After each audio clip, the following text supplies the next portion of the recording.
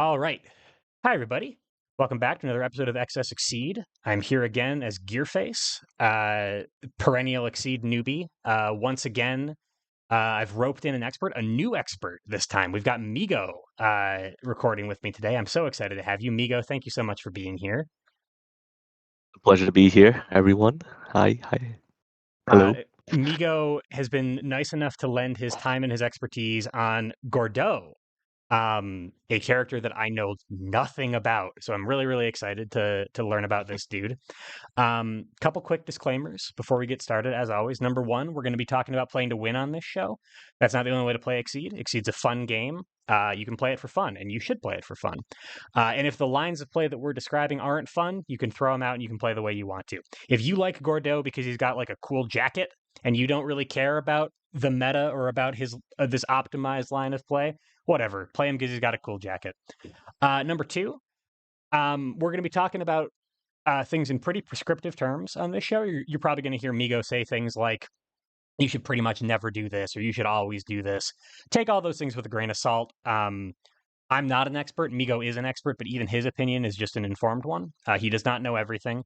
And if you think that we've underrepresented something about Gordeau, especially Gordeau, because he is kind of an underplayed character, and if we missed something, I'd love to turn that into a discussion about him. Um, so tell us where we're wrong, tell us what we've undervalued, and we can go from there. But yeah, all that said, Migo, tell me about Gordeau. What's the deal? What's the deal? What's the Okay. deal? All right. Gordo reads pretty straightforward, right? Mm, Action, hit the point, discards a card.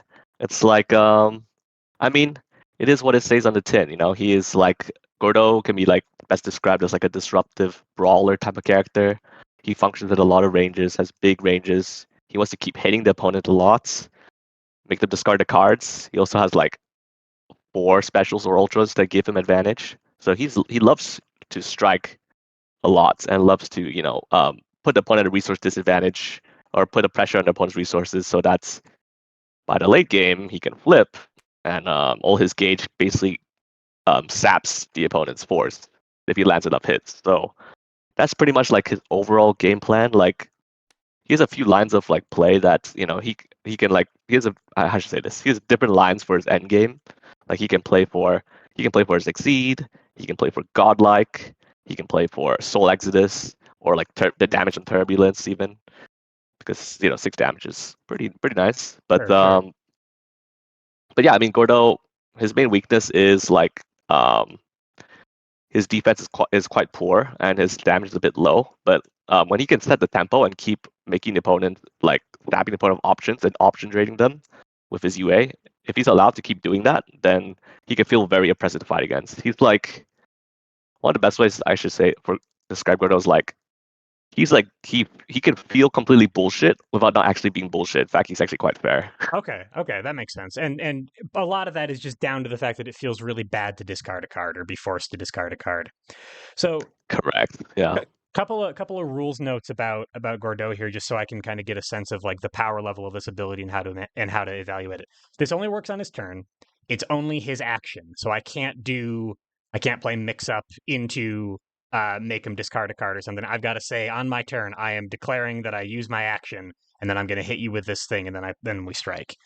Um, Correct. it also doesn't say that the opponent must discard a card at random.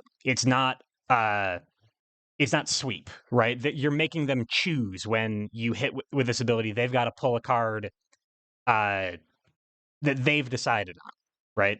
That's right. Yeah. So it is like less toxic than it might first appear because it's not like sweep. It's not It, like he gets right, to rip cards out of your control, basically. right. So they get to choose what they're doing, and in the meantime, you're setting up advantage chains so that you do this 3 times in a row, and they've run out of cards now, and now you've. So are you trying to see you're keeping track of what they've discarded, and based on that, that's how you formulate your game plan? Or is it more about like just keeping their hand size low so that they don't have ammunition to boost with or to play their more expensive attacks with? Like what kind of resource pressure are we talking about here? Well, there's a lot of valid ways to play Gordo.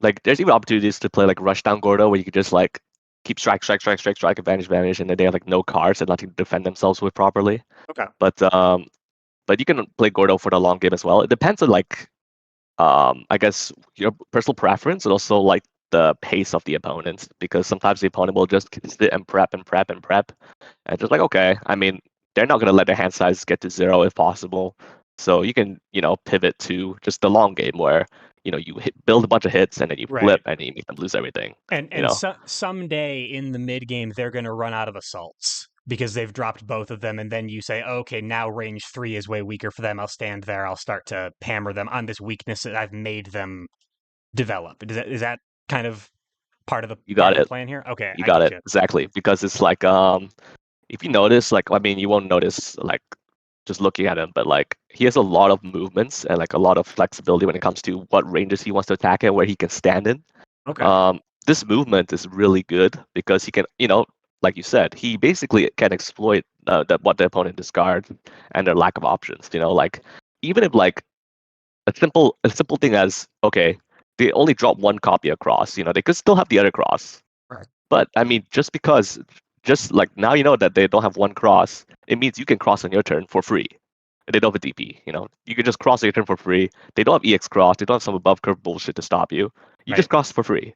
So it's like just that knowledge is power, like they drop one copy of grass, you can just grass them on your turn with Gordo UA for free. You Okay. will hit them and you will discard them. So it's like that kind of option drain. It's like okay, the best way to put it is like how like one of the best like the counterplays to Hakumen is like he bleeds a bunch of random stuff in the gauge, so hopefully you can like take advantage of Sure. his Yeah. lack of say stuff. He's just doing it passively, but as Gordeau, you're making them do that.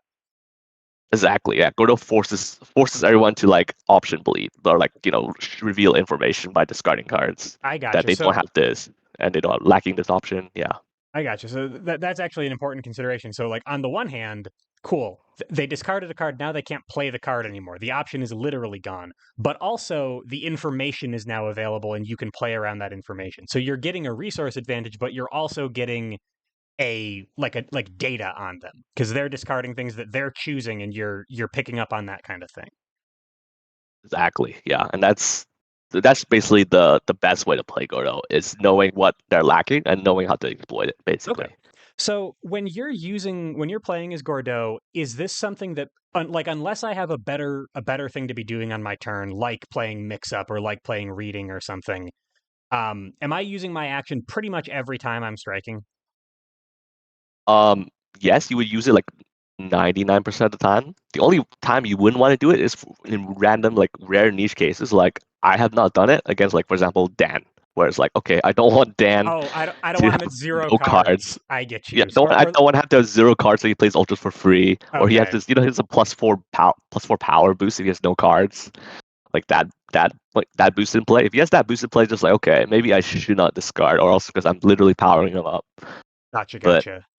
in pretty So much almost all situations you want to use this, and like when you're for other striking. so like Baiken or somebody who has like when they're at lower than 3 cards in hand, that might make you stop if you don't have an answer to the stuff that she's doing. But Ah, yes. Yeah, otherwise bike is a you're big one as well. otherwise there isn't anything else that's competing for your strike action that you would prefer to do outside of things like just defense or mix up or something like that. Like it's most of the Correct. time it's Yeah. it's going to be your character ability. Okay.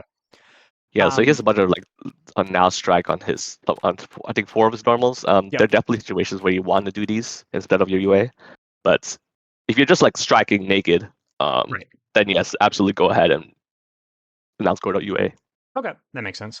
And then you already sort of mentioned this. So this is part of your end game, your exceed side, where you spend a gauge, they spend a force, and then you just take another action. And I assume that the line of play here is you have a big overage of gauge, and you just drain them of all of their resources that they have, and then you just kill them. Yeah. Like ideally, like you drain them of a bunch and then you go to town. You can like revert back to front side and then you can go to town because they have like nothing left. Right. Right. Ideally. Yeah. Okay. And we'll probably talk about this. Excuse me. We'll probably talk about this a little bit more when we get into the kit itself. But when you're playing as Gordeau, is the plan to, flip once and then only flip when it's time to use the ability? Are you flipping back and forth to do different things? What is the utility of like the modal exceed where you can kind of do this? Is that something that Gordeau tends to do, or is it really like a one and done kind of flip? Question. It honestly depends on the game. But I mean, definitely like as Gordo, if you ever do flip and spend a bunch of gauge to drain them, usually you do want to go back to fronts because you don't have gauge anymore. So might as well take advantage of your UA and make the discard more cards. Okay. But there's situations where like Gordo can like flip and flip back. Sometimes like a good like pass turn move is just simply to veil off, get a free gauge, and then go back to fronts and Right. get another free gauge. Right. That's Yeah. And another just that's a good pass turn moves. just build Um, build two gauge for the cost of a focus and another card from your hand. That makes sense. yeah, you can definitely do that, and you can definitely like I have situations before where I've done my UA like CUA like twice in one game. Depends how long it lasts. Okay. But yeah, basically the answer is sometimes just situations where I don't even flip as Gordo. It depends how aggressive you have to be. Like sometimes you just have to aggressively change cards from your gauge or use it to play your ultras. Right. So you might not have time to do your nice exceed, you know, drain. Right. But Okay. And that generally is kind of like the end game play, not necessarily something that you're not trying to flip early and maintain that pressure. You're trying to build up a bunch of gauge because like the making them discard 5 cards over 5 turns is way less scary than making them discard 5 cards all at once, right? Like an empty hand is way worse for them than a hand with a drain in it where they keep on losing 1 card a turn. Is that mostly true? that is mostly true, yes, because forcing them to dump them all at once means that they literally like make themselves defenseless, Right. especially land a bunch of hits, yeah, Right. over Okay. the course of the game. Okay. Yeah. So when I exceed, I'm looking to do it when I can completely drain my opponent, not just hit them for 1 or 2 cards here or there. Is there like a a rule of thumb about how much gauge you want before you exceed or before you start that game plan, or is it kind of situational? Mm, I usually like to do it when like I see myself, like it's usually like I do it. I would say the ballpark is like, I mean, obviously it's up to your discretion, but I would say like 5 or more gauge is sitting there. I'm like, okay, it's a good time to just like pick them, blow a bunch of cards, and then go back to front Okay. and then keep attack them. Yeah. And So and like five so or more gauge is a good resource dump at once. I gotcha. So, and for some characters, earlier in the week, I did a guide with Fakey on Spectre Knight. Um, for some characters, 5 gauge is something that you claw your way to all game, right? Like Tager is another one who, like, okay, if Tager has 5 gauge, the game is probably over. What is Gordeau's like resource generation situation like? Like, could you get 5 gauge with Gordeau and then have a few more left over to change cards with? Or is this the kind of thing where, like, if you're getting enough gauge to exceed his Gordeau and hammer them, that's probably where all of your gauge is going for the game? I would say like it's matchup dependent, but like if you're against a character that's like slower like a grappler or someone that just has like a bunch of sweep likes, just like someone with slow speeds, Right. basically, Right. then you can perform a lot of hits as Somebody that Gordo you're very you're easily. you're gonna hit them a lot, and but like he doesn't have like does he have like explicit like add things to your gauge tools, or is it more just like he has consistent attack shapes and they're gonna hit a lot? Yeah, this is the latter. I mean, he Okay. doesn't have any key charge of Right. any Right. kind, Right. but you know, he has like mid speeds that are almost like they're slightly under curve, but they do the job at Right. close range. He has like fireballs with very large range.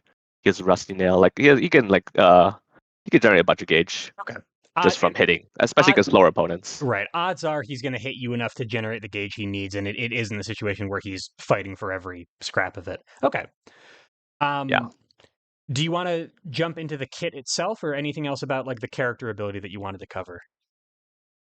I think we've gone over a lot about the character ability already, so Okay, we can cool. dive into it if you want. Yeah. Yeah, and you can cover these in whatever order you want. We can do attacks and then boosts. We could do them together. We could talk about them in speed order, in order of importance. However you want to structure this is fine with me. What do you prefer, or do you have no preference whatsoever?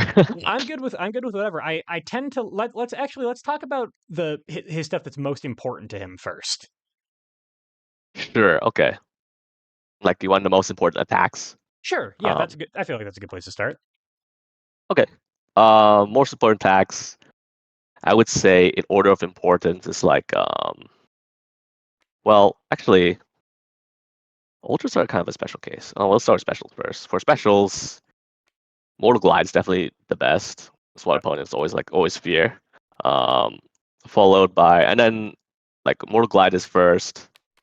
Uh, these two fireballs are kind of like interchangeable. They're both pretty decent Okay. for different reasons. And then Precise Aim is probably the least valuable, but it's still a decent attack. Okay. Yeah, Yeah. still a mid speed that beats lows. Let's start with Mortal Glide then. So why are people so afraid of this?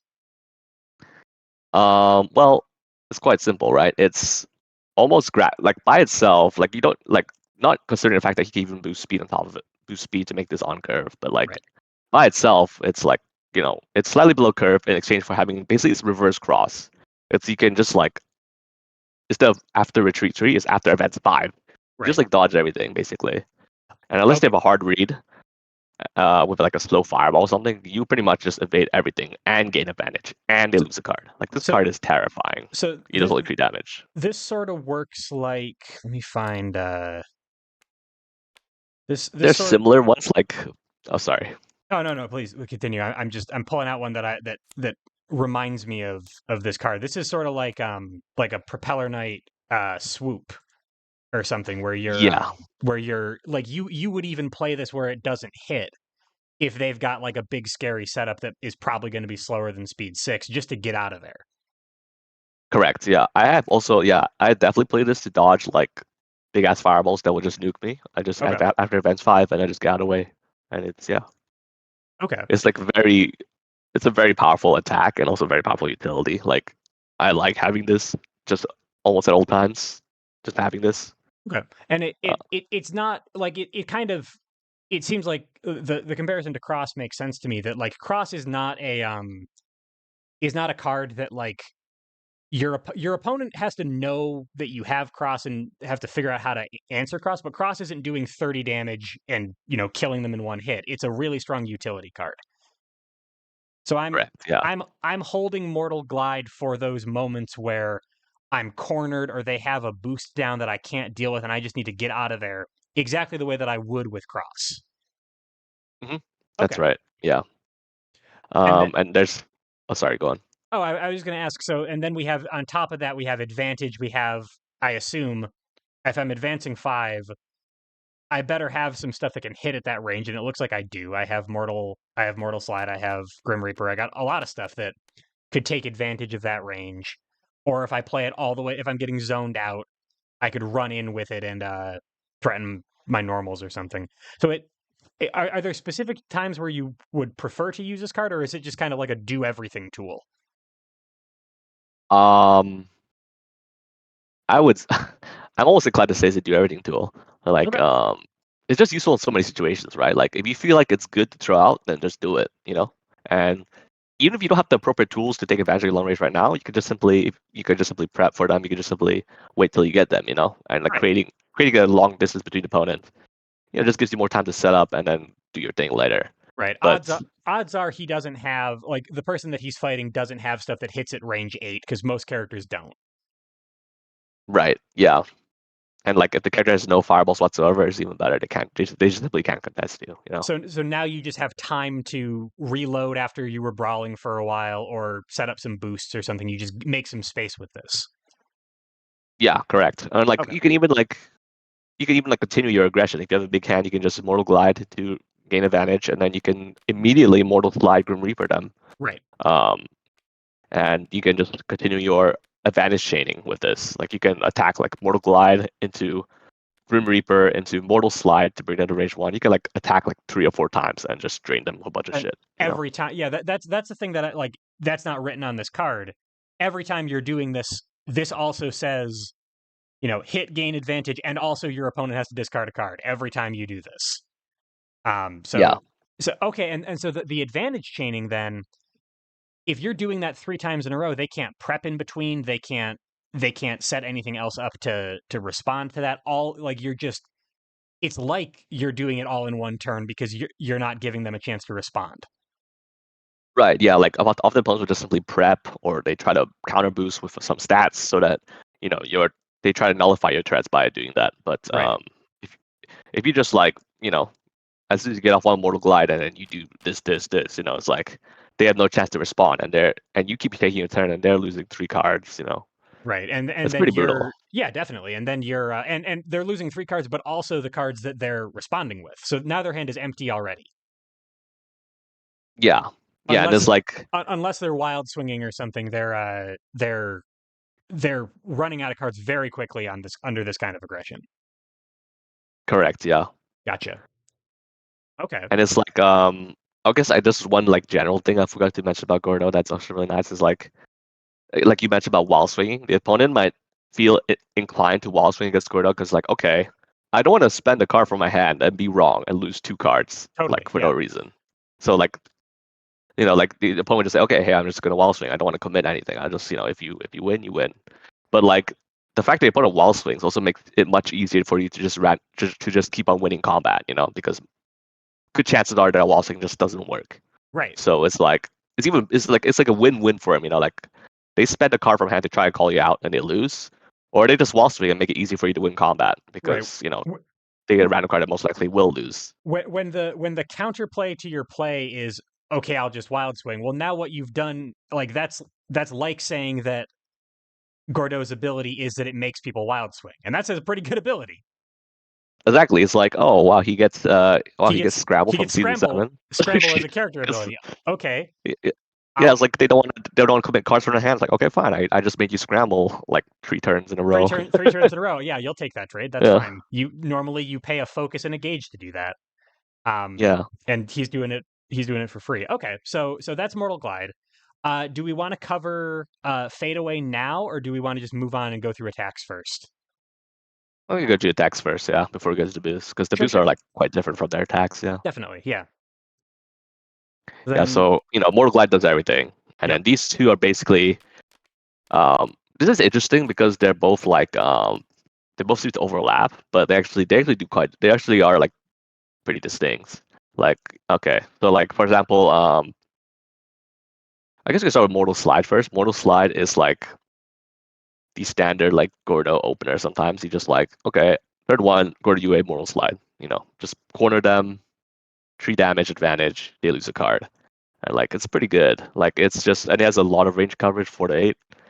Like obviously like you want to strike Mortal Slide at like range 4 and range 5 because that's the only time you can actually gain advantage. You can get them to But range like one from it, right?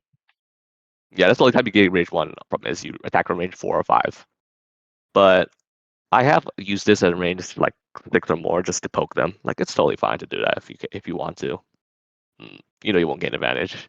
Right. So And more and I assume then you kind of just have to know that you're okay with setting the new range closer to you. So maybe don't do that if you've got all your projectiles and nothing to brawl with in your hand. correct. Yeah, if your hand is like Mortal Slide, Grim Reaper, Right. um, Rusty Nail. ultras you can play. Like Right. you don't have Yeah, any sure. gauge. But it's Yeah, just like okay, why don't I'm bringing that to melee and I'm nothing to fight myself with. Yeah, right. obviously you have to be prepared. Like a lot of Gordos, like I think sequencing is a big term that some people might not know. Sequencing is just like thinking about your follow-up plays based on what cards you have in hand and what options you have.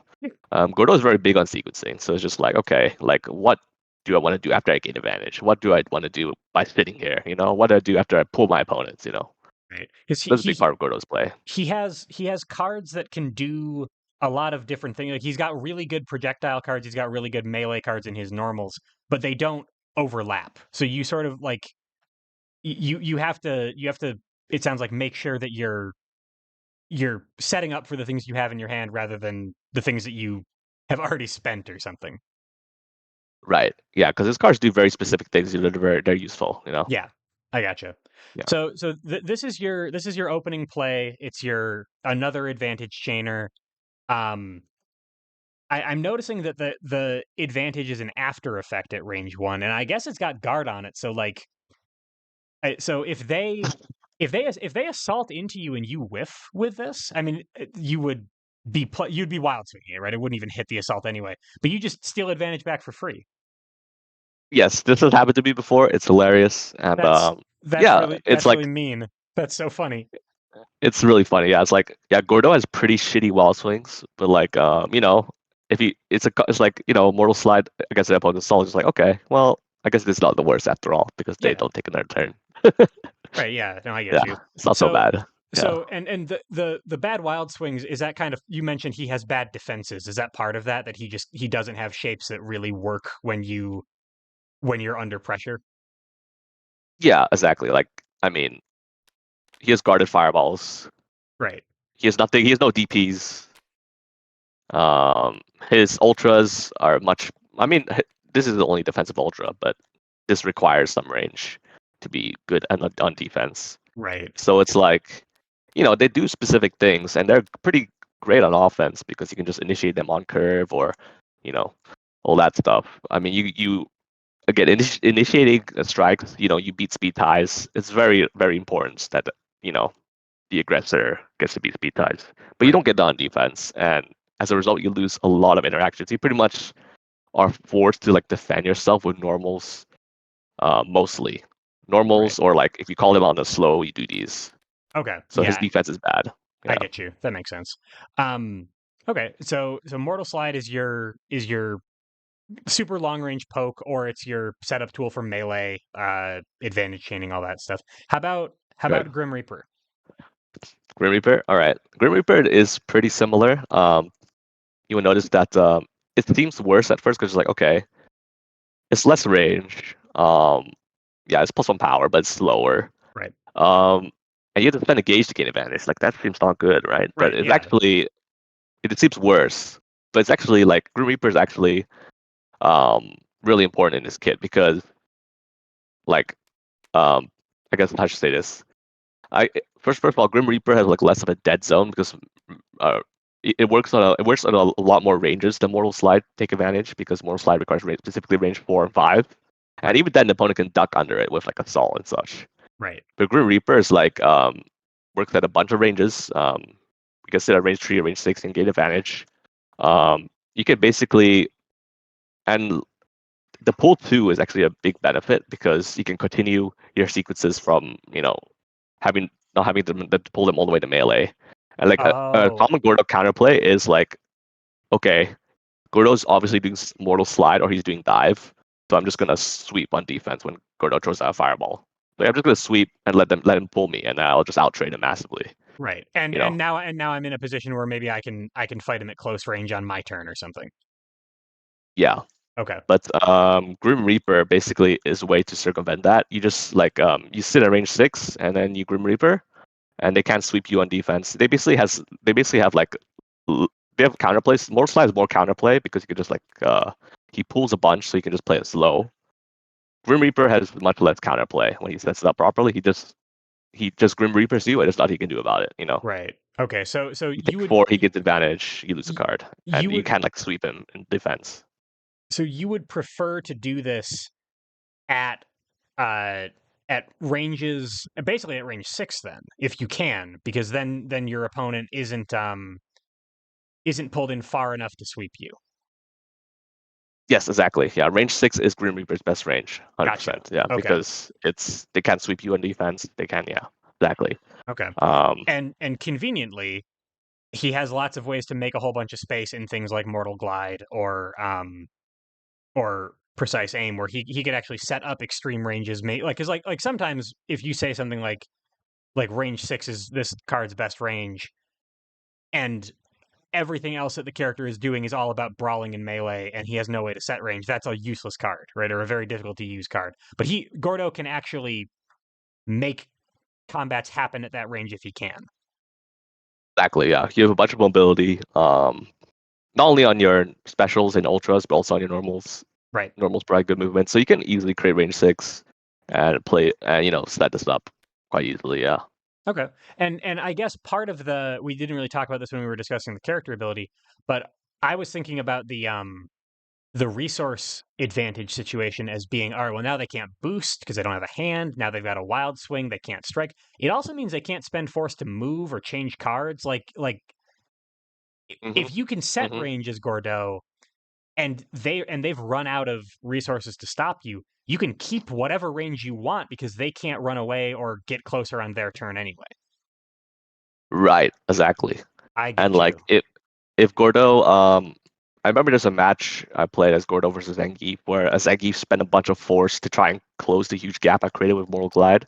And just like, okay, like they've closed the gap and spent a bunch of force, but now they've essentially committed suicide. Like it's really bad to just having no cards against Gordeau. You Right, know, because you you just can you can keep them at low cards forever, basically.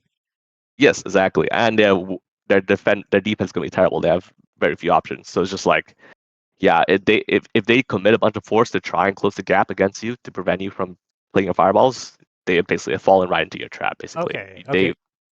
they So blew a bunch of force for you. this ability is stronger the the more open that they've left themselves. If they've only got two cards in hand, this ability wipes out half of their resources. Versus if they have seven, Essentially, this only does a seventh of their resources. So the more exposed they leave themselves, the the bigger a payoff I'm getting by hitting them with anything. right? And like you can essentially just keep him down. Yeah, Yeah, I get you. And because you're advantage chaining, that gets even worse and worse. All right, I'm starting to see sort of the line of play here. I can see why this would be so oppressive feeling. yeah, exactly. It's like Gordeau. Like even a simple thing like Gordeau, like this is common. When I play Gordeau, it's just like, okay, I get advantage. Okay, and then just go to prep. Here you Right. go. It's like you got up a bunch of cards. They've lost a card and lost combat. It's like it's such a huge leap for you, and you can just keep on doing it again and again, and they'll find themselves like permanently on the back foot if they're not careful, I get you. Okay. especially after a good Godot flip. Yeah, Right. And then you've instead of waiting for them to be at low hand size so you can capitalize on it, you can just make them be at low hand size if you have enough gauge. yeah. So it's like, okay, I'm just gonna Yeah, make you disadvantage the whole game and not be able to recover. Hope gotcha. if I do this right.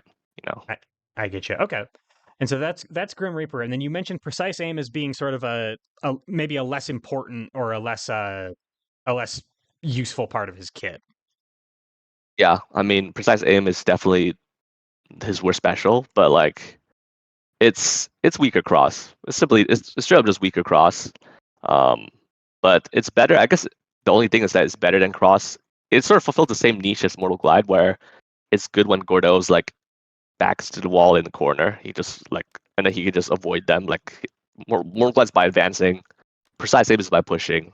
Right. And he It does fulfills still the same niche, but it's not as good. and he does still have a copy across, so he could if he's got his opponent cornered and he needs to get away, he's still got that option too. So he can retreat, he can advance, and he can push.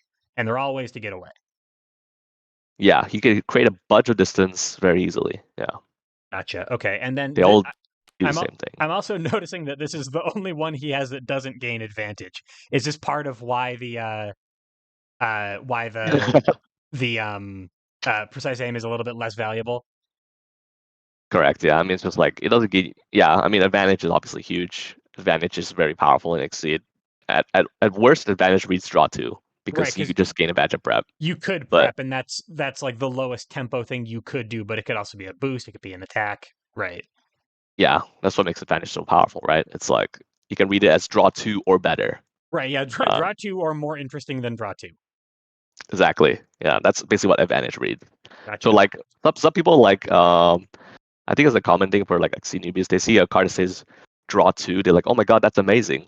I'm just like, okay, draw two is amazing, but how about getting advantage though? All right, That's just and better than draw two. yeah, you could just yeah, right, you could just spend that drawing two instead if you wanted to. That makes sense.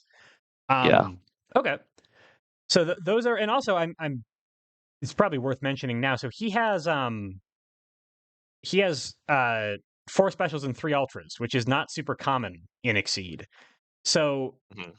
in in terms of we already mentioned his wild swings as being not very good. I guess that he has like a slightly better situation because he's got a lot of things Validate more he could things. invalidate from deck.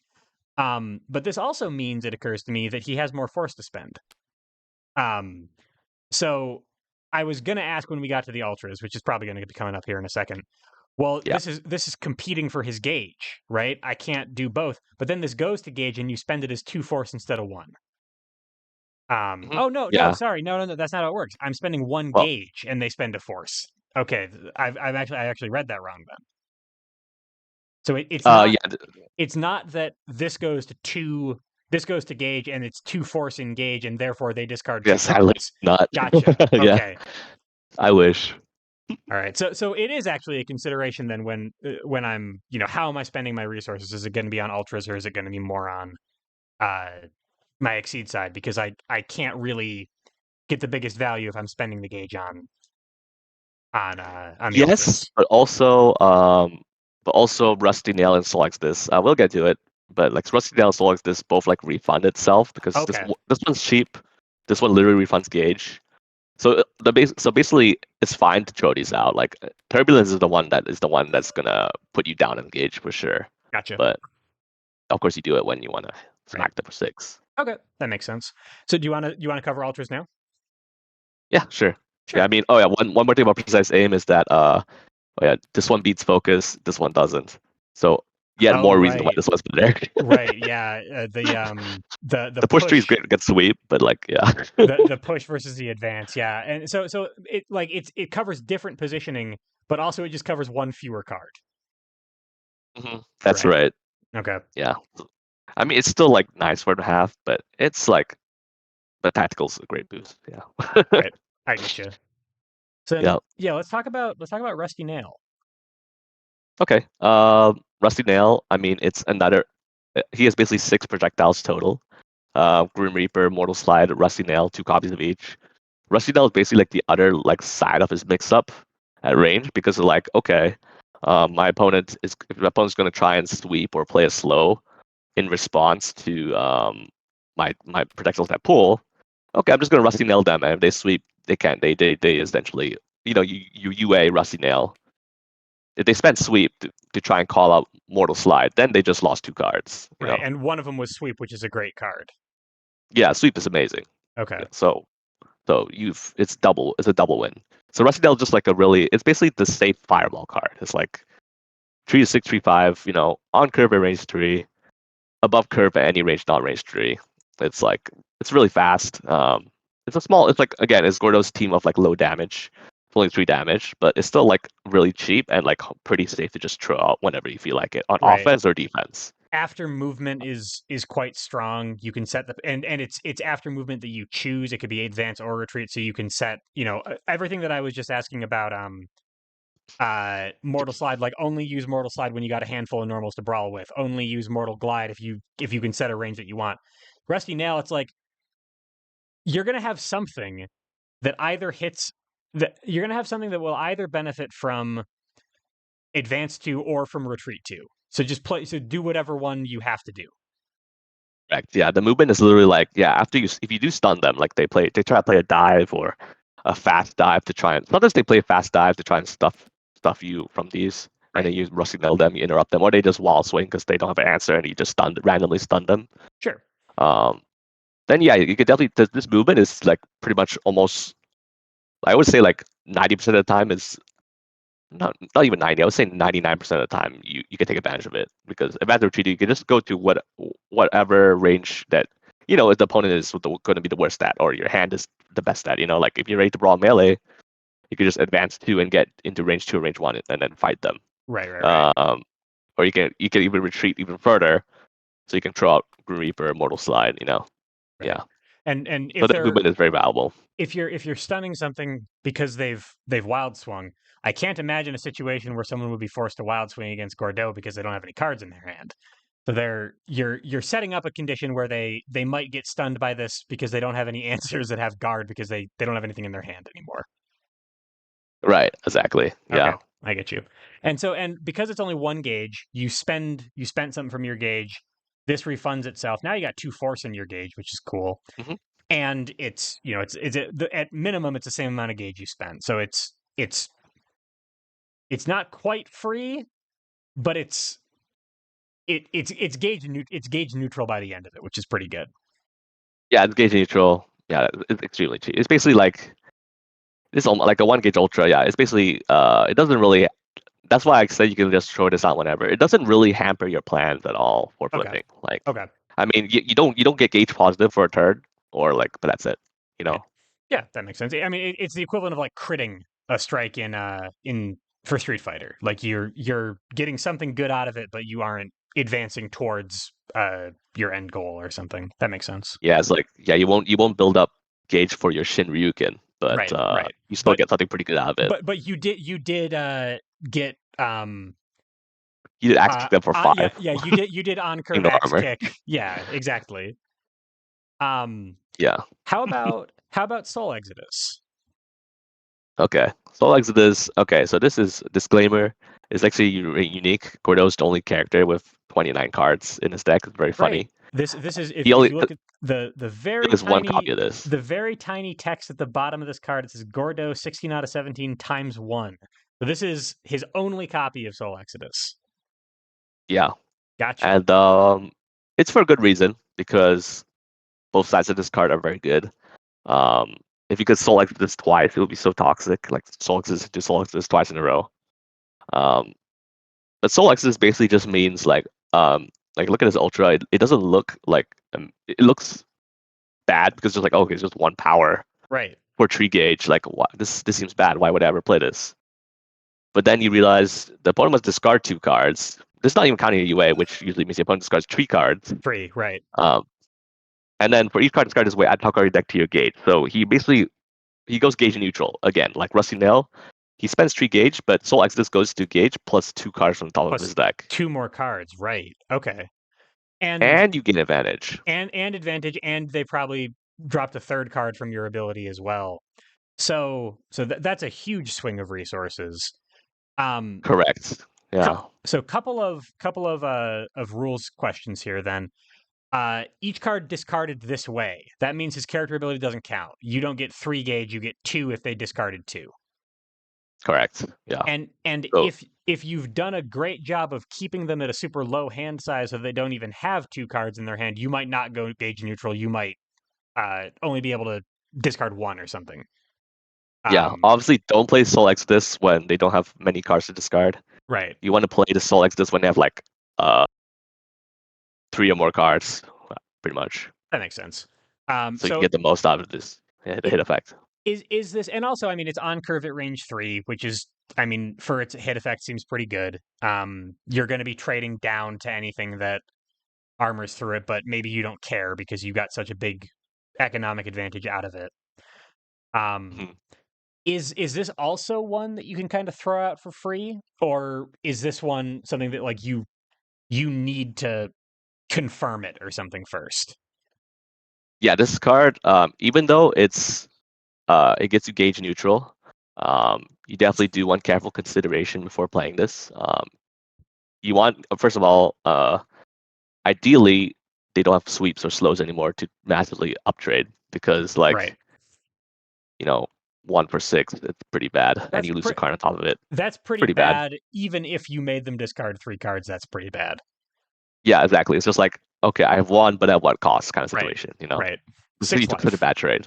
Right. Yeah, it's a 5 life swing. So you play this when the opponent is like down sweeps or with reading, etc. Um, so you do want careful consideration before playing this, and then you also don't want to whiff because if you whiff, you spend 3 gauge.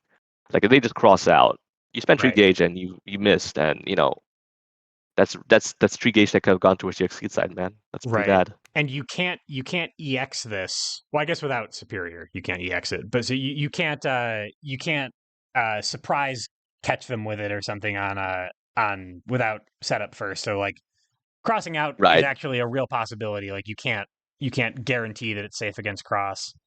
Um Yeah. There's situation to make it Soul Exodus confirm. Obviously, you could just boost tactical superior right. or Devourer for +1 speed. He has a bunch of +1 speeds that help him confirm his hits. Um, but yes, you definitely don't want to mess with this.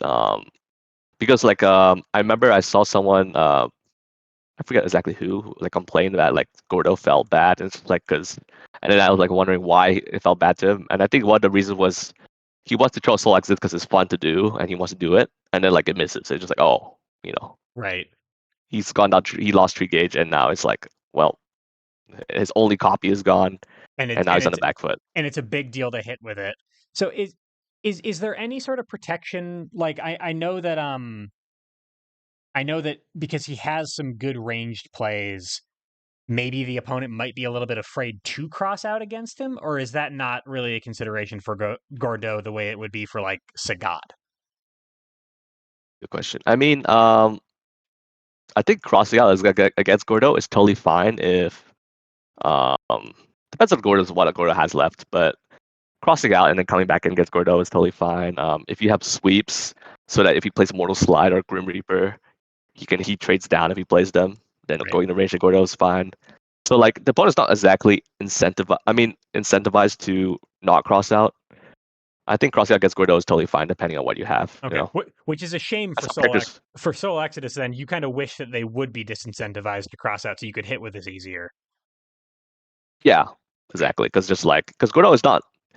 Gordo may seem like a zoner or a ranger, but he's actually not. He just has big ranges, so he can hit you with, and Right. then brings you in to fight you some more. Right. He's like he's a brawler.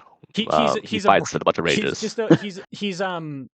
he's just a brawler with really long arms. He's like a character from Arms, the Nintendo fighting game. He's Yeah, just exactly. he's just got It's like like spring loaded boxing gloves. yeah, instead of stretchy arms, it's an oversized scythe, and It's just a big like Nerf scythe. Yeah, I get you. yeah, so he can't zone people. He doesn't have recurring fireballs. He cannot pelt people constantly at range. Right. Besides Rusty Nail, He it's just like he just drags you all across the arena instead. yeah, he drags you or he flies. Right, or he moves. He's Yeah, he drags himself. I get you. Okay. And yeah. then what about Turbulence? Turbulence is interesting. It might seem like not good, but then again, like you look at Gordo's damage numbers, they're all low. 3-3, Yeah. 4-4, 3-1. Turbulence is like other than normals, Turbulence is really his only source of like big damage on an attack. Right. And that alone makes Turbulence actually better than what it might seem like. Um, Devour is obviously amazing. You can get Devour in a bit, but Devour is obviously amazing, but Turbulence is also a valuable ultra just to confirm damage. You can play this. So the opponent initiates strikes +2 speed after close 3. Um, so this basically means that it's above curve at range 4 and is on curve at range 3 um, on defense. And offense is much less good, but you can definitely make it so that it's you can play it. How should I say this? You can make this so that it can work at beyond range 4. Like you can like on defense, like if they run off assaults, you can definitely just play turbulence on range 3 and just hit them for 6. You can boost +1 speed on top of that to make this even faster. Um, it's basically a good way to just confirm 6 damage at a cost of 3 gauge, which is actually worth it for Sure. Gordo's case because his damage Especially is lacking. his damage is so low. You only got a couple copies of Sweep, and those are your biggest hits. Um, and you mentioned that this was his expensive ultra because these two kind of refund themselves when they hit. Is that Mhm. partially because he just has really bad defenses, and this is like his this is a specifically a defensive option? Yes, yeah, exactly. It makes it even more valuable. Where not only is it 6 damage, it also could be good on defense as well. Right, Like, which he doesn't really have anywhere else in his kit other than again normals. right. Like this is the card that he can go like if he holds on to EX Turbulence, like the opponent just casually assaults you. You can go surprise EX Turbulence and they take Right, 7, right. and that's So totally worth it to do. It's so really good. yeah, because yeah, no, that's a big swing, both again resource wise, but also damage wise, which he needs. Um, Mhm. so these two, again, because they're a little bit less expensive or they refund themselves, we're not really competing for the same resource as his character ability or his exceed ability is for late game.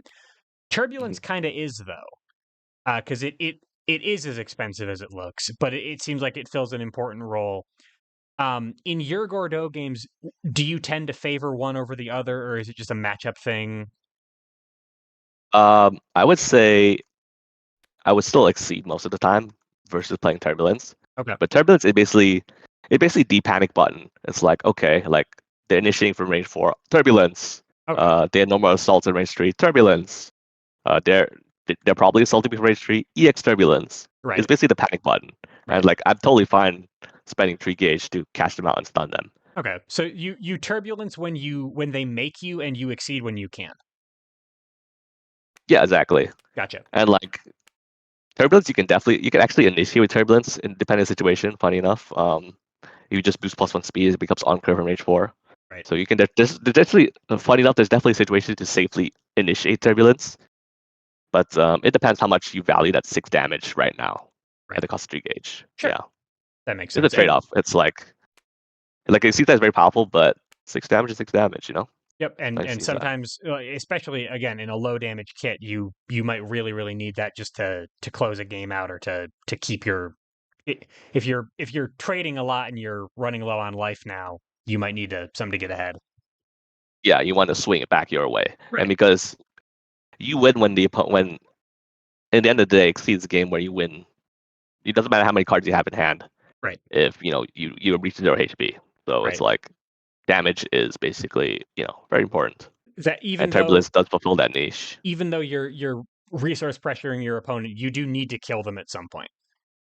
Yeah, like Right. if you do a death by 1,000 cuts, like there's still situations where if you mess up a combat or a mix up, then they can just recover. They can recover and come back and Sure. make you pay. They probably have higher damage than you, so you need to equalize things. That makes sense. So Yeah, those are all of his specials and ultras. Tell me about the boosts. Do we want to just go in the same order? sure. Actually, we can order this by which boost is most important. I would say in order of importance, this, this, and this. Yeah, Okay. Well, that's actually important specials. that's really convenient then, that his least important special is also his most important boost.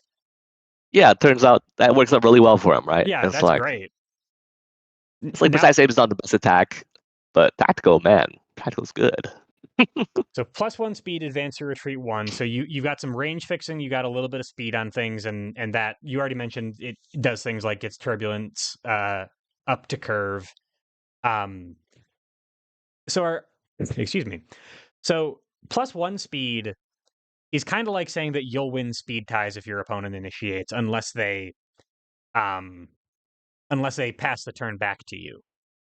And hmm I can think of some situations where my opponent would pass some turns back to me if I've just drained all their resources, and they need to prep or rebuild. Is that mostly when you're using this to when they have to do other things to get back in the game, and they can't stop you from doing tactical, or are you just kind of playing this whenever it's good? I would say, I mean, I guess it depends on the Gordeau player, but I would say the latter for me Okay. personally, because it fixes your range, what range you want to be at, and gives you +1 speed on top of that. Right. It gets you out of situations like, okay, you're cornered and you don't have stuff to get out of corner. You could just tactical and like Right. trend crossing out. Sure. So it's just like so good in a lot of situations.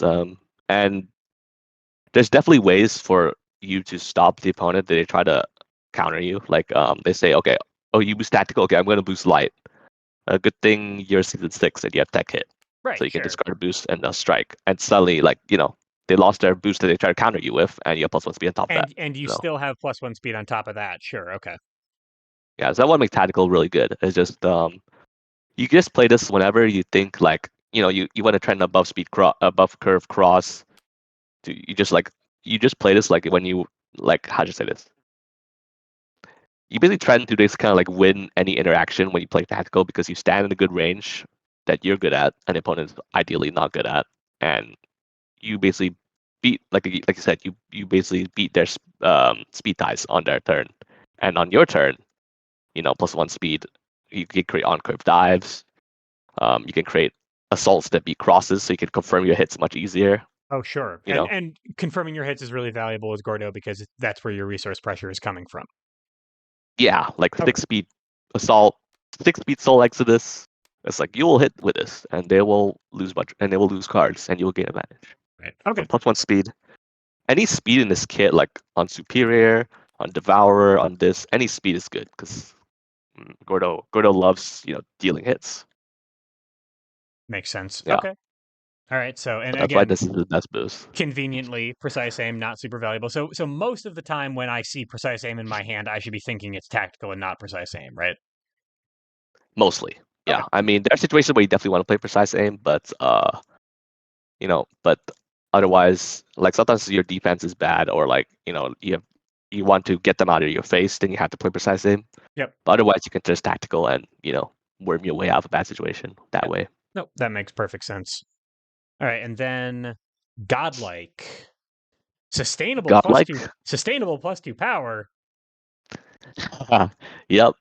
At it is as good as it reads. I mean, at worst, it's just fierce. Right. Which is a But good at boost. best, yeah, fierce is good. +2 power, good. I mean, low damage. Oh, I +2 power on top of everything, good. Right. Um, but um, but you can sustain this on top of that. So godlike is amazing. I mean, it can like compete with your end game, but again, like sometimes you just want to like turbulence. 6 damage. Sometimes you just want to kill the opponent, right? Sure. So that's what godlike's there. It's like you accumulate a bunch of hits. Okay, I can sustain godlike for like 3 turns with a bunch of gauge, and I'm just like losing, and they're just losing cards on top of that. So they're worse at defending against godlike. Right. So you can just keep pressuring them and dealing like, a lot of damage at the same time.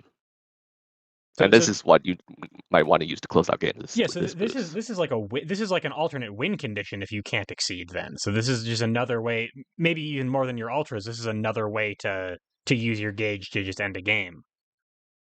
Yeah, it's Okay. very good. I mean, like, the only reason I put tactical above this is just because speed is so valuable in Gordo, and you can play tactical like almost at any point in time. Right. But Godlike does require a bit more careful consideration because just like you don't want to just play Godlike and then it's like, okay, I'm just gonna the opponent just crosses out. It's like, oh shit. Well, Right.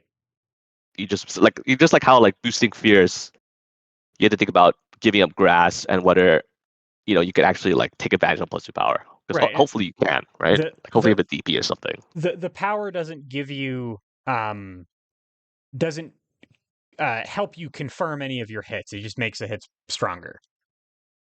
Yeah, exactly. Right. And that should be the mentality whenever you boost powers. Like hopefully the opponent should not be able to find a way to disrupt it, Right. or like make you win. Right.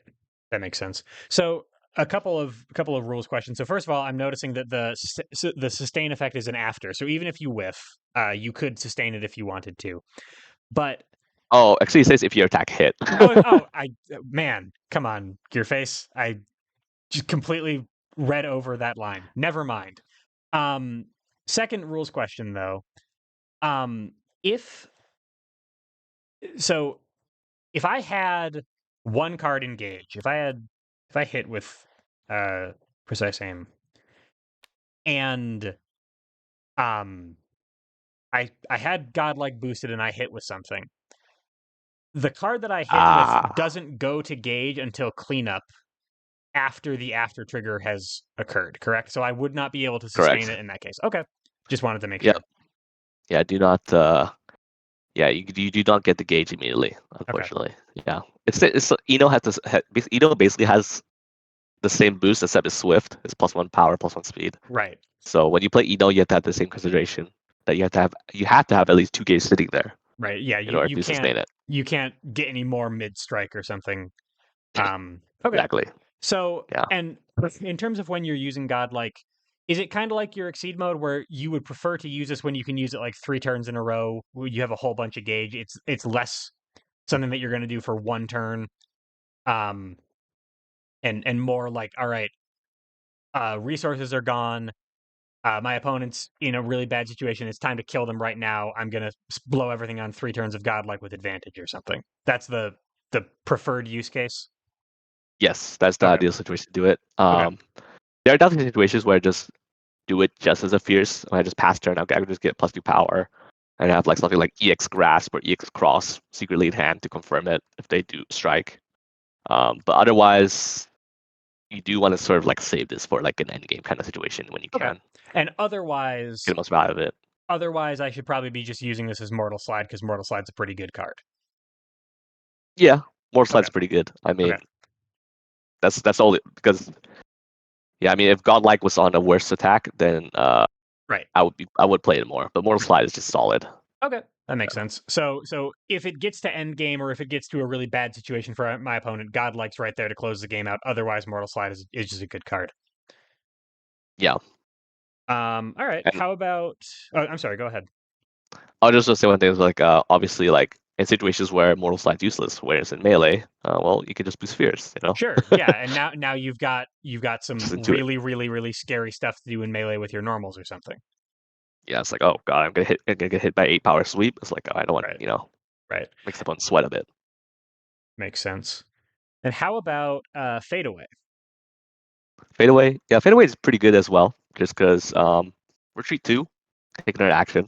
That's like it's basically like gaining advantage. You could just like you could do a bunch of things with taking another action.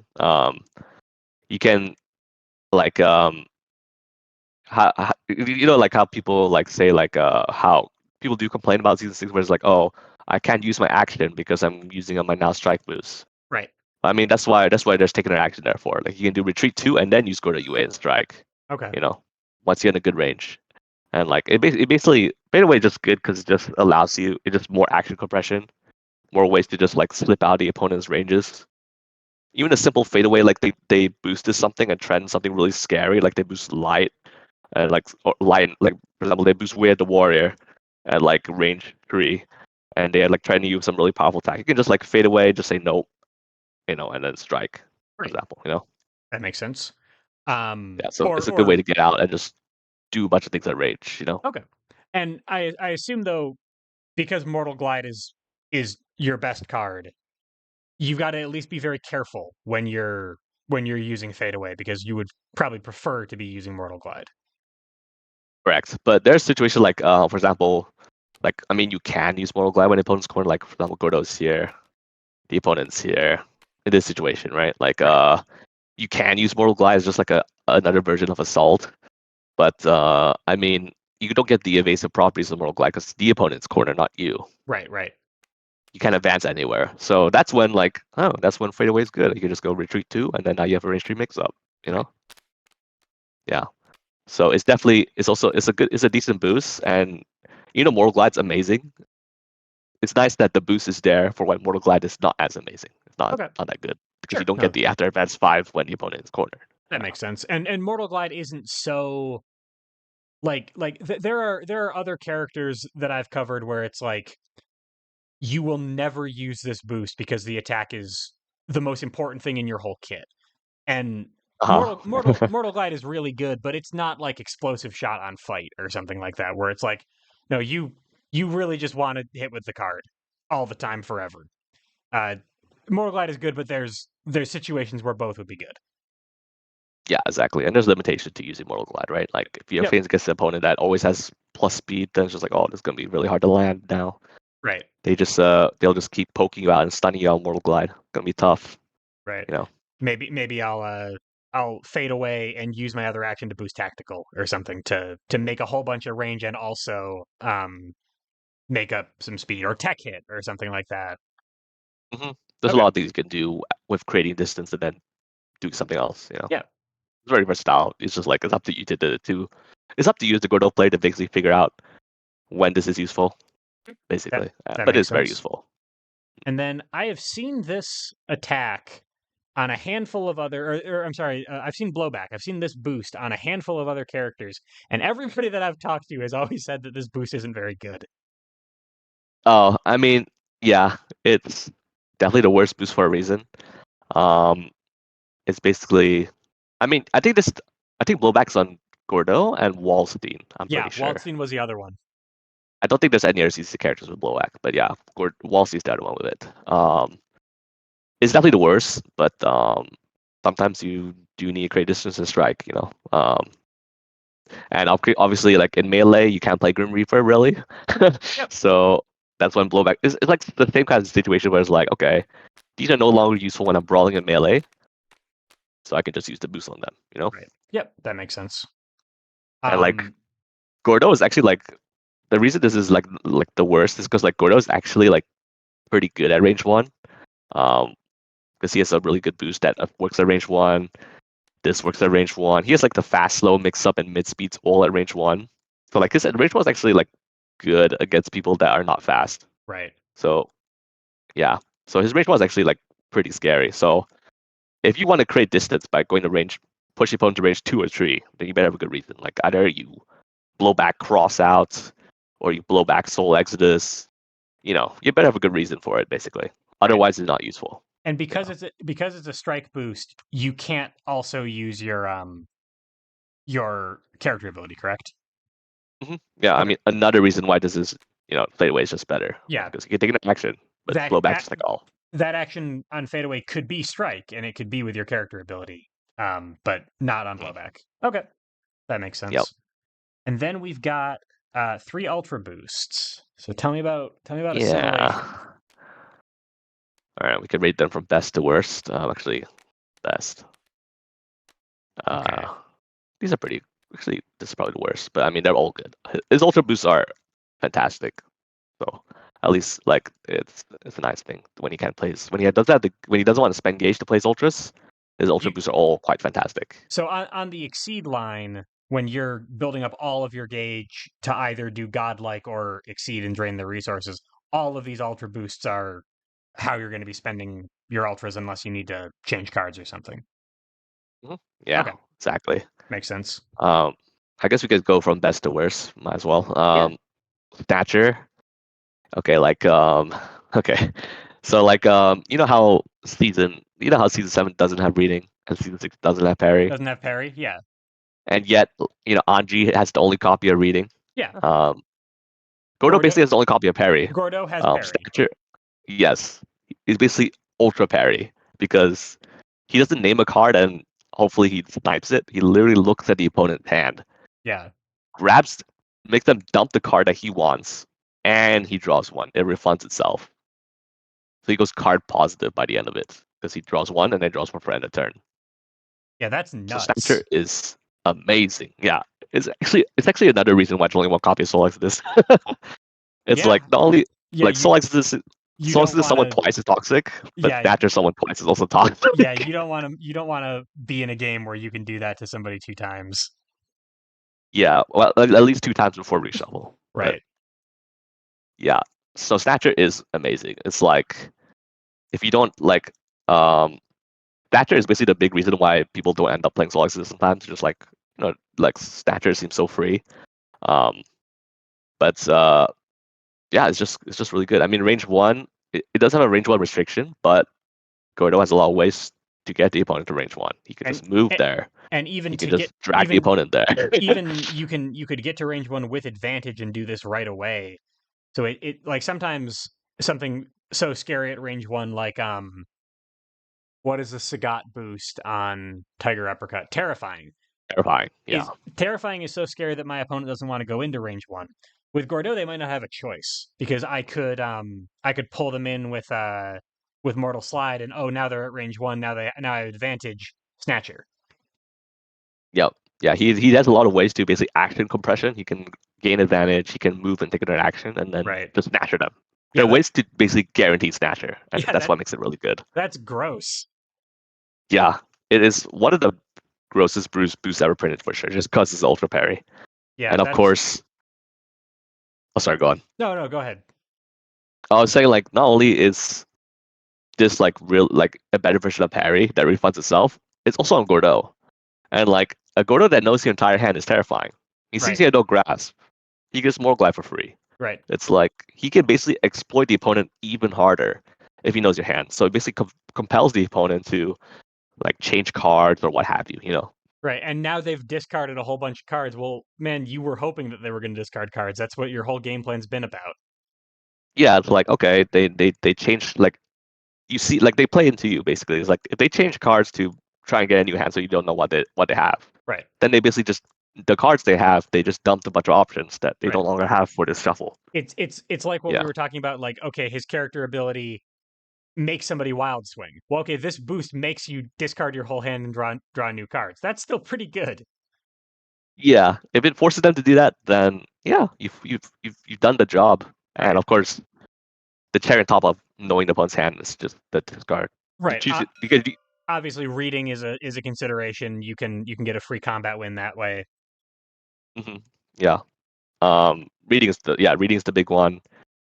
And yeah, I mean, and just knowing the opponent, even if you don't have reading, just knowing what the opponent has and Sure. what gaps to exploit because of their hand, Yep. makes Snatcher amazing. It's so good. Yep. It's very powerful. Makes sense. And Yeah. then how about Devourer? Devourer, yeah. So Devourer is basically, I mean, it's Swift on steroids, basically. Plus one speed, plus one power for every two cards in the opponent's hand. Is a before effect, so you have to keep in mind like the opponent can like set an EX attack, or like after the opponent sets an attack that you get before you get that's when you get the power Oh, bonus. you'll have fewer. They'll have fewer cards then, so you'll get less power. Yeah, sometimes you'll get less power. Like if they have like six cards, if they have six cards and then they just set an attack on defense, so it's still plus three power, and you get plus two. Right. But it's still Swift. It's still better Swift. It's really good. Like it's like you could just Devour is like basically it's basically the boost that the opponent like wants to look to attack. So like you can like maybe like bait out attack by playing Superior, and they attack it. Okay, I'm gonna play Devour instead And then because that's mostly you're better than pretty Superior. happy to play that later on. So this also seems like it's counterplay to your opponent just prepping all the time to maintain a high hand size because this punishes a high hand size. Yeah, correct. Like sometimes the opponent will just prep all the time, and you can't keep their hand down because they prep all the time. Right. So it's like, okay, I'm just gonna play Devour. It's like, okay, you've like you spent a lot of turns prepping. I'm just gonna boost the. I'm just gonna gain even more power because you spent a lot of time prepping. Right. And then like if the opponent does try to counterplay, they're like, okay, he boosted Devour. I'm gonna boost Light Response. Then you can have Tech It on hand. Just tech their Light, and then strike. And Right. now you have plus one speed, plus three power Plus a on an lot of assault, for power. example. Yeah, and now you've won combat for free. No, that makes sense. Okay. Yeah, And obviously, pretty good boost. as you mentioned, speed, anything with speed is valuable to him for those reasons. So like even if you're just threatening the power, even if you're just threatening plus one power, uh, speed is valuable enough that that's important. Yeah, like obviously you do want to play Devourer when you want to get the most value out of it, but Right. sometimes you really do need a plus one speed. Like the plus one speed might save your life, or you really need to confirm the hit, so you really need to get away. Right. And you can boost Devourer as well. It's just a very useful boost.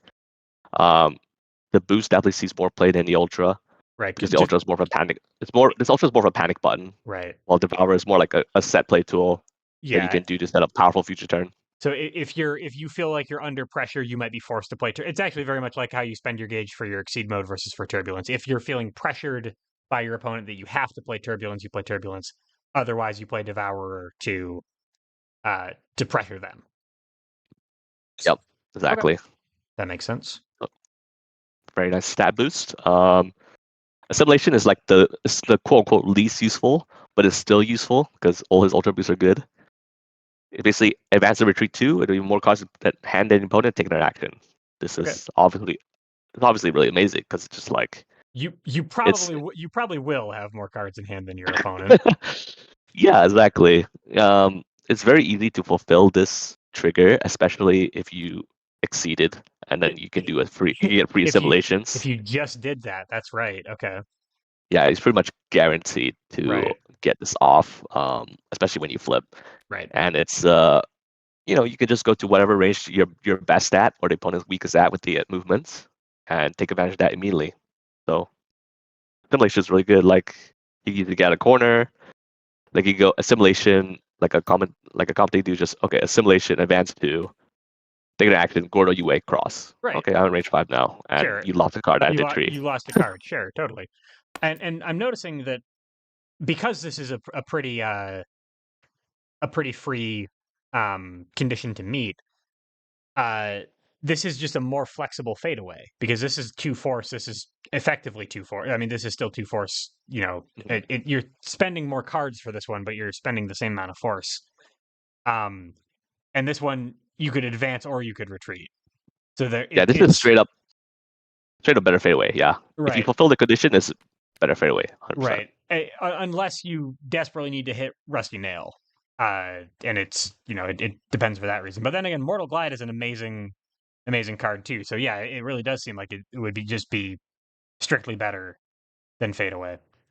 Um, Yeah, in terms of how frequently the two are played, do you find yourself playing Assimilation more than Rusty Nail or less? I would say about equal. I mean, because Rusty Nail is such a like a decent fireball poke, Yeah, and and of course it it's an re- important part of your mix up as yeah, well and it refunds at itself. range. So those are all important considerations. Yeah, so both sides of Rusty Nail are pretty great. Yeah, but Okay, there are definitely situations. Obviously, again, like a lot of Gordo's things are just like, okay, one side the card's not useful. I can use that side card. Obviously, I can't play Rusty Nail in range one. Close my right. face. I can just assimilation and worm my way out of there. And Gordo's a now very I got slippery guy. plenty of other options, lots of movement in the kit everywhere. Okay. Yeah, All right, so that is the specials and ultras then. Um, so I got a couple other questions about some stuff as we've covered them. Um, for one thing, we've talked quite a bit about your ability to deprive your opponent of resources, and we know that he has quite a bit of gauge and he has some gauge outlets and stuff. I'm also noticing that he's got a ton of movement all over his kit. He probably is pretty rarely going to take the move action. yeah, Um, yeah. what about changing cards when you have to spend force of your own? Are there any cards in particular that you are more willing to throw away as part of a reload, or is it totally case by case? I would say ultras that you've landed or you deem not useful are pretty good change cards options. Like you landed a Rusty Nail, it's Yep. probably going to be used as change cards later, Right. Just maybe. two force in your gauge, might as well use it. Yeah, and obviously the situation was like, okay, I probably won't be seeing use from this in melee. I probably need to dig for better options in melee now. Right. So you want to pitch these away for change cards. Like you can go change cards 1, 2, 3, 4, draw Right. 5. And I don't Again. have enough gauge to play godlike. Blowback's not super useful to me anyway. So Mhm, basically, just like when these things are not going to be useful is when you throw them away. mhm. Okay. Yeah, change cards is obviously like really good on Gordo because you could do things like you can do like a flurry of attacks. Like you can do like a big flurry attack that deprive out a bunch of cards, and then you can change cards afterwards. So basically, you can go, okay, I'm sitting in a nice healthy hand of 7 after landing a bunch of hits, Right. and you only have like 2 cards. Haha. And my opponent has nothing, and now I've got a big resource advantage, and can take advantage of whatever situation they're in. That makes sense. Yeah, Um, so change cards is great on Gordo. Yeah, without you going for a succeed. Well, I mean, you could. I mean, like if you spending gauge to change cards is more incentivized when you have ultras in them. But yeah, otherwise sometimes you might try to do it from your hand just so you can maintain gauge for later to use his ability if you have to. yeah, yeah. Okay, It just depends how much you value like getting more options and more cards now. Is right. when you do change cards. That Yeah. makes sense. Um, quick question about the normals, and we've talked about these occasionally here. And I assume that there's a couple things like you probably hit your sweeps because you don't have very much damage, stuff like that. But Mhm. I haven't seen anything that says that Gordeau, um, his character ability doesn't interact with his normals in any way that I can see. So like my guess is that he plays these largely as normal, except that these are probably his defensive options, because because his specials probably aren't very good at that. Yeah, Um, but I mean, they're also potent offense options. sure, sure, Sure, yeah. because you can. The normals are good all around. Yeah, absolutely.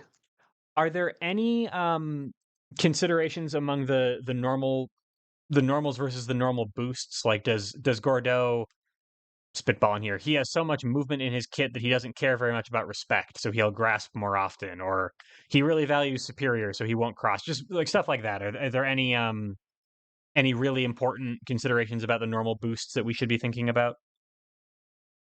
Um, yeah, I'll about to just like briefly go over normals in a Sure. bit, like Yeah. just briefly, like Yeah. Please do. because normals are so important for Gordeau more than some other characters, just because they fulfill holes in his kit that these don't fulfill. Right. Okay. So it's like, so basically the Gordeau range one is really good because just like okay, he can threaten Mortal Glide and Precise. It's basically the mid speeds to beat slows. Right. But then Gordeau can also just play Grasp. He can initiate Grasp, Focus Sweep, and Melee, and they're all really good at Melee to beat their counterplay to your mid speeds. Because if they Right. think if they think you're going to Mortal Glide, they might defensive Grasp, and that just loses both to your Grasp and your slows. You know. And he doesn't have anything like that in his kit. That he doesn't have a a fast poke at range one. He doesn't have Exactly. any slow. Okay, so these things are really really valuable, not just because of what he gets out of them, but because he doesn't have anything like them. Yeah, yeah, Yeah. exactly. Because he has very specialized tools, and normals are just like good for fighting it at range 1 to 3. Right. Sure. Sure. Yeah. So I mean, like Gordo Grasp is really good to reposition them and make them discard a card. Right. Initiating Gordo Cross is really good. I mean, Superior is great as well, but Gordo Cross is really good to create distance and make them lose a card. Obviously, like there's situations where Gordo Cross is 100% free. They don't have DPs, so you're just Right. gonna it's guaranteed value. So it's really good. Um, I would say like Focus and Sweep are both really good. Like one important thing to know as Gordo is a little bit of tech is that you can order hit effects. Yep. So Sure. it makes Gordo Sweep particularly lethal because you can Gordo UA sweep and you can force the opponent to discard a card before discarding a card at random. Right. And So make them pick one first, and then you'll take a one that they really don't want you to discard anyway. yeah, you have a higher chance of getting the one that they don't want to discard Right. as well. So it's like That's so it's mean. strict it's strictly optimal to say, okay, you choose, and I'm gonna discard one at random. Right. Whoops. Yeah. So like, fast and slows at range one are really good. Range two crosses are pretty free. Um, Gordo Assault is great because Gordo assault allows for like multiple follow-ups. You can assault into Snatcher, assault into Mortal Glide. He can like it sets up a bunch of plays. He gains advantage and lose a card. Like again, like advantage with Gordo is really good Right. because you make them lose a card, and then you can just prep, or you can just basically throw up a bunch of resources. Sure. Sure. After making them discard. Um, these are more dive and sweep. As attacks, dive and spike are more like mix ups, obviously. Right. Um, but I mean, you do sometimes play them. Um, And they're also, I mean, they're damage, right? Like he doesn't have a ton of that. exactly, yeah. Like sweep is a big damage dealer, but dive and spike, like the opponent is the fact that Soul Exodus exists. Like for example, you see Gordo sitting at 3 gauge and he's initiating a strike. It's like, oh god, he's Soul Exodus me right now. Right. And that's when you play dive and spike and just say, psych, your slow is destroyed. Right. Sure. Yeah. You were trying to trade with the really scary resource option, and instead you just got guard crushed. Yeah, you got guard crushed and you lose a card. Right. It's Sure. Yeah. it's bad all around.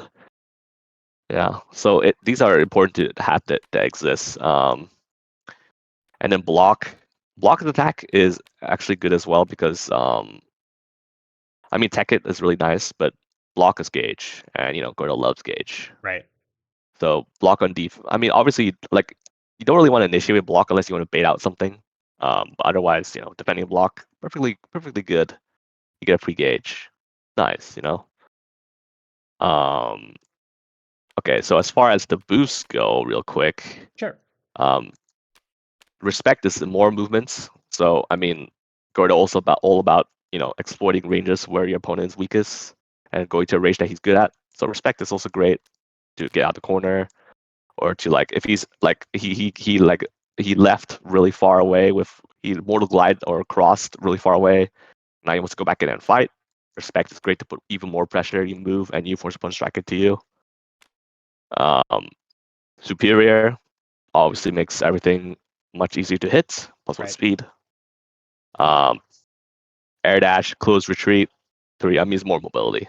Gordo loves mobility. He's a lot. He can always use more. Um, this is probably the most one interesting boost is like whether he wants to play focus or veil off. Because if you veil off with focus, you're giving up a valuable slow that you might need. Right, and one Um, of your only defensive options. yeah, because Gordeau has zero slows. He literally has zero. Like he has fireball of guard, but that doesn't really count. Right, He has sure. zero slows. So focus, sweep, block are basically what he crutches on to basically defend himself or like Right, fight. So giving up a focus is a pretty big decision, but at range, like if you have range, you don't really need focus now, or you have like, okay, I have a lot, I still have focus and sweeps on deck. I can give up a focus. Then veil off is actually really good on Gordo because just you go up gauge instead of going.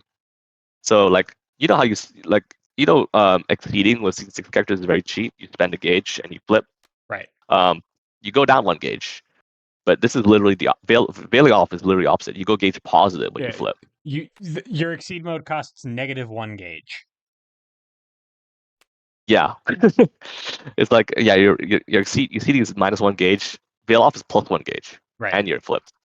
So veil off is often a really good way for Gordeau to just go up like you go from 6 gauge, you veil off to 7 gauge. It literally costs you nothing. You go up 1 gauge, you key charge, and now you have 7 gauge to totally destroy the opponent resources with. Right. So veil off is really strong. However, focus is also really strong. So it's So an important decision to make. is veil off something that I'd be more likely to do, right before I was going to do my like I wouldn't veil off way preemptively before I was ready. I would rather be using my frontside character ability for as long as possible to keep depriving them of resources, and then veil off when it's time to do the end game play of killing their hand with my exceed side. I'm not going to do it too early. Yeah, mostly you do save it for the end game. However, I have done like early veil offs just to charge essentially a pass turn. Sometimes passing turn sometimes is actually good in Exceed sometimes where it's just like, Yeah. okay, like You, you're not compelled to do something. I'm just gonna key charge and wait for you to do something. right. Yeah. You Sometimes you you can don't just do that. you don't want to move. You've got a good position. You've got a good response in your hand. Yeah, you could just chill, and veil off is a pretty good chill move. Okay. So veil offing early can be valuable, but mostly you want to do is for this. And obviously like veil offing turns off rusty nail. Like if you have no gauge, you just veil off and suddenly Right. like you have rusty nail online. It's like, oh, Right. and then the opponent like you could do this like turn one and it's like, oh crap, I can't just dive in for free. Because he's training rusty nail now. Right. Yeah. Or if you're So at 1 gauge, veil off revert to get Soul Exodus or Turbulence online yeah, for and that's totally fine too. Turbulence, especially for that panic option. If they're threatening something really scary at range 4 that you need to deal with right now, that could be an option. Hmm. Okay. Yeah, or even range 3 if you have like EX turbulence on deck. Yeah. Right. So yeah, veil off, pretty good. Just defense. I mean, sweep is way too good on Gordeau that just defense almost never gets played. Sure. But just defense is always kind of like a niche boost. Not well, it's not as niche as you might think because in situations where okay, this is like a applies to old season 6 characters because yeah, I guess not many people are familiar with season 6, so they might not like know how good just defense can be. Mhm. But like a situation where sweep is no longer useful, like you have low HP, just defense can literally quite save your life with Oh the yeah. +3 armor. Yeah. It's literally like it can be a lifesaver when sweep is no longer valuable. So that's when you play just defense. Um, you can like, but mostly um, you do just want to play sweep 95% of the time. 95% of the time. But that 5% of the time where sweep's no longer useful, then yeah, you can go ahead use +3 armor to save your life. Not much to it. Makes sense. Um, reading, reading is great on Gordeau. I mean, you give up your UA, but just winning an attack clean is really good, and reading with Soul Exodus is pretty damn lethal. Right. Yeah. Um, Snatcher. yeah, you can like you Oh, just oh, oh, sorry, no, you mean confirming Soul Exodus with a reading. yeah. I mean, it's both. It's good with both sides. Right, yeah. After you know the hand, or just to confirm Soul Exodus. Yeah, Right, right. it's just really high value combat win if you confirm with reading. Just get rid. You basically you can win clean. They lose a bunch of cards. You gain a bunch of gauge and advantage. Yeah, it's just reading is really good for those kind of situations. Reading is just overall an OP boost. So Sure. definitely use reading when you can. Um, mix up mix up's fantastic. Like mix up like Spike is a bit situational, except if you want it for the mix up option. But the mix up boost is really amazing on Gordo, just because um, you could just like get free crosses out of it, or just go to the ideal position the opponent was not expecting and strike. You could Sure. just finagle your way into the supreme position. Like a very common example is like a very common use for mix up I've done is just like opponents today at range 5. Okay, I'm just gonna mix up the range 6 Green Reaper. What are they gonna do about it? Right. You know, 3. They can't sweep me. They can't do anything. I'm just gonna get advantage and hit them for 4. And just like mix up the range from range 1 to range 2 and cross. What are they gonna do about it? Right. Mix And up is just like Gordeau has very flexible range bands, but most of his cards have ranges where they're at their best. So you can correct. just Yeah, automatically just get into the spot where they're at their best and then use the card. exactly. Yeah. I So get it's you. like like Gordo range, like your range 2 might be awkward if the opponent like the opponent's here, like okay, sorry, the opponent's here. Gordo's corner is like okay, like it's not a really good position for Gordo. Oh, don't worry, he can just mix up Mortal Glide. Mortal He's Glide out of out. there. Totally. Yeah, he's a free bird, and it's like yeah, I mean, like these are all like these boosts are all like these two especially these two now strike boosts are all good enough to warrant Not using giving up your your UA. character ability, right? Yeah, you can not use it for a turn just to basically win strikes clean or just get to a position you want for free. It's really good. Uh, and Tech Hit is Tech Hit, right? Tech Hit is season 7 has like a down a sort of like a quote unquote worse version of Tech Hit because you do have to spend a gauge to cancel it. Right. Um, so Tech Hit is just for free, just got to boost his strike. Really good on Gordo because uh he has a lot of ways to like eke out small advantages, and the opponent tries to counterplay it, you can just Tech Hit and win. Like Because a lot of a tactical lot for of small advantage, devour small advantage, a lot of the godlike for small advantage. a lot of the counterplay that they'd be doing is going to be in the form of boosts, and now you have just a dedicated boost diffusal tool. Correct. Yeah. Gotcha. And like the more time the opponent is spending prepping to get a healthy hand versus Gordo, the less time they're spending boosting. So when Sure. they do think they have an opportunity to boost, you can just say nope. Right. I'm going to attack, and I'm just going to play a 6 speed 7 power assault. I'm just going to do that real quick. Yeah. So it's Because like they might have been boosting in response to your scary boost to try to diffuse you, and now you've action compressioned your way into you've converted your defensive position into an offensive one. mhm. Yeah, Gotcha. I think that's why Tekken really shines is when the opponent tries to counter boost to stop you, and you basically you just turn it to a winning position Right. straight That up. that makes sense. Doing tech hit in neutral is like fine, like you don't have a boost up, they boost light. I'm just gonna tech it away and strike, but it's not really like a big win. But if they counter boost you and you tech it, then you've just created a huge winning position for yourself Right. So because you can so immediately take advantage of your boost and their boost is useless. so It's gone.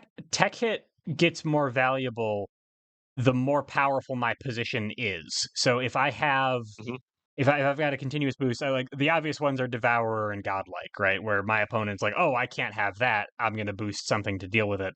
But if I'm in another kit and I have like a fairly low value continuous boost, like Chun Li's Lightning Legs or something, But yeah, then something like a tech hit wouldn't be quite as valuable because the threat of that boost isn't overwhelming to them. right. But like if you have superior, Sure. devourer, godlike, even a tactical, the +1 speed can make a world difference. If you have any of those in play, any opponent tries to stop you, then luckily you have tech it here. Makes Yeah. sense. Tech is really good when it's good. Otherwise, block is great as well. Just for more gauge and more defense. You do need it as good though. Makes sense. Yeah. Makes sense. And Because all of these things fill sort of a hole in his kit that he doesn't have otherwise, I need to be careful even when there's like obvious use cases for these boosts. Like, yeah, mhm, okay, respect is awesome, get out of the corner, that's great, but I only have one card that is on curve at range 1 in its grasp. I only have these two defensive options. I have to be very careful with them. So like evaluating when to use my normal boost is actually, even if there's obvious use case for them, is actually pretty tough, it seems like. Yeah, I mean, obviously you kind of do want to just kind of play to your hand in the situation most of the Right. time, where it's Sure. just like, okay, this is good now, so I'll play it now. I'll play it now, sure. Um, but you do also, it is worth considering that, okay, uh, I used up both grasp already. Right. Uh, well, the opponent can just, well, now I have nothing to defend, no on curve thing on range one to fight with. So, Right. So it, you know, it, it it changes how you evaluate the rest of your kit when one of these options goes away. yeah, it's like if I down my grass, then maybe I prefer my range two, where maybe I can precisely aim Yep. across. If I'm down all my flows, it's like, okay, maybe I'm just gonna go far away now Right. because I'll just sprint away from you and poke you from really far away now. yeah, and like Gordeau is a slippery bastard. Like he doesn't Right. have a big damage, but he just pokes you, drains you, frustrates you, and then when he's ready to win, he's got godlike, he's got his flip. He has definitely multiple win conditions that he can fulfill once he gets enough resources. That makes Yeah, sense. And yeah. then, anything else? The only other question that I have is about counterplay. Anything else about Gordeau's game plan or the kit itself that we haven't covered yet? Great question. So his counterplay is, I guess the best way to counterplay Gordeau is it sort of depends on the matchup he's against. Mhm. I will say like Gordeau is weak defensively, so if the opponent has strong advantage chaining and strong options to just advantage chain him, he's gonna have a tough time like withstanding the barrage of hits. You know, Right. like unless like he has the slows, but like sometimes they're not good enough. Sometimes they cross out and gain advantage or whatever. And it's just there's not much you can do about it. Like Right. Sure.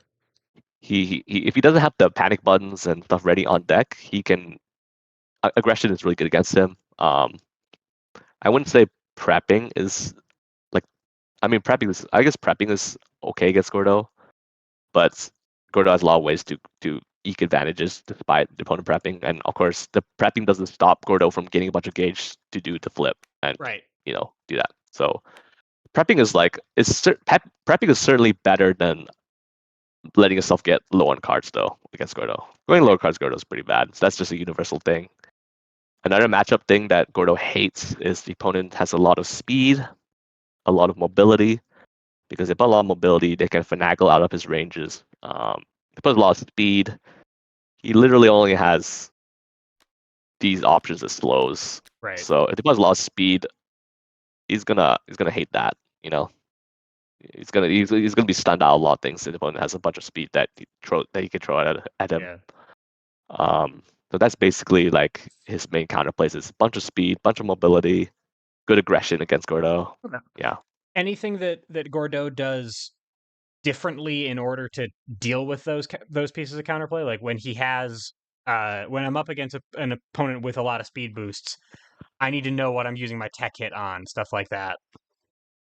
Yeah, you do have to be very careful what to tech hit with. Like save your tech hits for delight Right. or Whatever the scary boost is, whatever the speed source is that you're worried about. What about when my opponent is just full on aggro into me? Like what can Gordeau do about that? survive the best you can. Survive the best you can. Gain a bunch of gauge, so hopefully you can punch them back after they run out of gas with the flip or with Soul Exodus or Godlike. Hopefully, like you have to weather the storm. Basically, there's Okay. not much you can do except weather the storm. Use your slows right, defend properly. Because if you don't, you can't get run over, and Right. like that is a problem with Gordo against like aggressive season 7, for example. It's just like they're going to cancel you a bunch. They're going to cancel, and just like run into your face and gain advantages. Like you have to be able to withstand that. And yeah, canceling is a problem that Gordo has to deal with because just canceling means the opponent can like immediately take advantage of their resources before Gordo can steal away from them. Oh, right. You're like So every time you play a defensive set play style, like you pass the turn back to Gordeau. Gordeau's like, awesome, cool. I'm gonna take the thing that you want to hit me with, and now you don't have it anymore. But with season 7, they can say right now, no, I'm doing all my stuff right now, and you can't stop me. yeah, and that is a In that is a definitely a big problem. It's like Okay, just being able to use your resources to your maximum now, and just like immediately cancel a bunch of stuff, and then like Season 7 has some absurd resource game where it's just like Right. Ram draws a bajillion. Happy Chaos has a bunch of effective force and draws and stuff. And it's like Right. there's a lot of characters in Season 7 where just like they have a strong resource game on top of canceling. And just like, man, I mean, you just have to accept it's a bad matchup. Sure, yeah, and you need to, as you said, weather the storm. They're going to deprive themselves of resources by doing that stuff, and now you might be in a good position if you survived to start hitting their resources now that they're a little bit lower. Because generally, after you cancel, like you might have gotten some gauge out of it or something, but generally, you're paying out. Like it's that's your Yeah, expenses, and that now you need to rebuild a little bit again. Gordeau loves it when his opponent needs to rebuild, it seems like, because then that's when he can mount his own offense correct. and take them down. Okay. Yeah. So yeah, I guess I think a big part that I did not mention as Gordo, which you brought up, very good point, is you have to take risks sometimes. You just have to know that, okay, my opponent seems vulnerable right now. I just have to go in and strike them and deprive them right now. You have Right. to find that opening and sort of exploit it as Gordo. Because if you miss that opening and you just go, okay, I'm just gonna prep as Gordo. I'm just gonna prep 3 times and just chill, and then the Right. opponent builds up their resources, and then they can abuse you again. Right. They You have to, you you've have to missed your try and like, window. yeah, you miss your window exactly. You have to Yeah. find your striking windows to use your Gordo UA and take advantage. Because if you miss the striking window, um, especially a bad matchup, you miss your striking window. Like, okay, like this character normally will just run over me with no resources, but after they've done their thing and I survive, I should try and maybe assault Gordo action into Mortal Glide Gordo action into Mortal Slide Gordo action. Try to do all those things right now, Right. and maybe they don't have a counterplay, and I'll be really up now Right. because they've blown their stuff and now I'm ahead. Right. So that's the opportunity you need to take advantage of. And even if it isn't like 100% guaranteed, and it might be 100% guaranteed in 2 turns, if you could just get that one last boost in place, you kind of got to do it now because this is your opening and you've got to take the risk. Yeah, exactly. Like, don't be afraid to play mix-ups as Gordo. Like, Okay. you have to play mix-ups sometimes at this character, especially as this character. It's like, like you get big reward when you win combat, right? Right. It's discard a card. Like the opponent discard a card straight up. It's like it's a pretty nice reward for winning any combat. So you do at the brawl. It's like go ahead. You can play your below curve stuff. You can play out stuff to bait out the opponent's sweep at range. Like you can like Gordo. It's perfectly valid play for Gordo to just initiate block at range, or initiate like even like a random thing like a spike or a focus at range, so they can bait out their sweeps because they think you're mortal flying them. Like Sure. sometimes you do have to do that because you basically like deprive the opponent of an option so that they cannot counterplay you later. So you take the opportunities and play those mix-ups as Gordo sometimes because you have to. Makes sense. All right.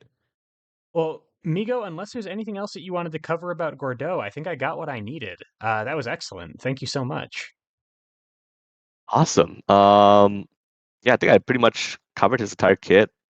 I covered the normals that are important to him and what they do. Like I think I covered his general game plan and his bad matchups, and oh yeah, I guess the matchups he's good at is opponents that play very passively or slow. Okay. That's he can just compare a bunch of hits. That's his good matchups. That's where But he's at his best is when he can get openings more easily.